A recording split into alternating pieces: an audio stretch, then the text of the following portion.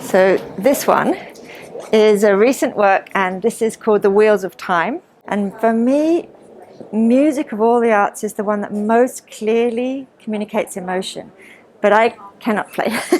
It's that I listen to the music, it transports me into the worlds that I'm exploring. So for me, it's not something like a background music. When I'm listening to those pieces of music, they're something I want to give all my attention to. And I shut my eyes, and I've always done this since I was a child. I see color and movement and almost dancing color, and the actual music will inform the mark making. They'll inform the way that I paint, almost like a dance. Sometimes I would call that dancing with color. In that the more you look at it, the more you see. So people will see faces, people will see creatures, people will see galaxies. There are many, many figurative things embedded. So there's a figure here who's gazing upwards. There's another face, maybe a goddess. There's a face here that's crying with the hands here. There's a big face here. But these things come in and out. These are like Russian dolls. It's an invitation to allow your mind to wander and to gaze and to breathe and to become still in this chaotic time. We all need stillness. And so the work is asking to look into it, so that the more you look, the more you see. And I think great music is the same. The more you listen, the more you hear. So, welcome to my tiny baby Hong Kong studio.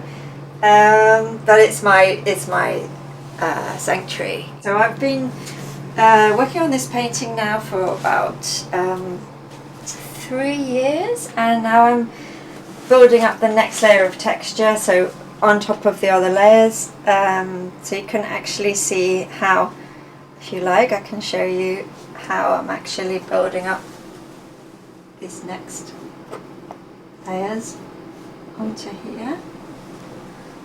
So it's an ongoing process, building up and then scraping back and building up and scraping back and sort of softening, and then sometimes I'm almost like polishing on the golds onto other colors.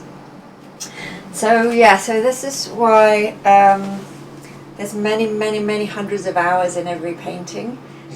I'm finding so much more that I'm going back to the music to get me into the place, immediately into the place of sort of other realms. It just speaks so directly to my heart. Like, I've just been listening to Dvorak this morning as I was working, and it just takes you straight into those liminal, subliminal kind of magical worlds where it's like the veil is thin, you know, you're at the edge of otherness. And that communication between the artist of hundreds of years ago and they heard that, and you know, heard it in his mind, and it's still speaking to us, is so beautiful. It's a funny process because it's sometimes very, you know, using the music is like sometimes it's a very instinctive process, and so I'm literally almost guided. The mark making is almost precisely guided by the music, and sometimes it's much more that I'm stepping back and a more thoughtful, because you're pushing and pulling, so sometimes you're just laying down layers, and sometimes you're stepping back and seeing where you've got to, and have all these beautiful layers of the different sounds and melding in together in a way that's just, it doesn't happen in any other art form, I think. It's not that I'm painting the music, it's not that I see it and then I'm painting it, it's not so specifically like that. It's much more an energetic, I'm inspired by it. You know, it's meant to be an offering or a suggestive, evocative painting where everyone can bring their own imagination and say, oh, I see this, I see a garden, I see animals, I see a little city in the distance, you know, and it keeps changing. And I think that's where it has a similarity with you know, particularly romantic classical music, because you can listen to it so many times, and depending on your mood and your energy, you can hear different strands, and you can hear different sounds within it, and you keep returning to it. It's not a classical piece of music, it's not something you've heard it once, oh, I've done that, I've heard that piece, I don't need to hear that again. It's something the more you listen, the more you hear it, the more deeply you connect with it. And I think that's what I strive to do with my work, is to say the more you connect with it, the more you're going to see, the more you're going to find.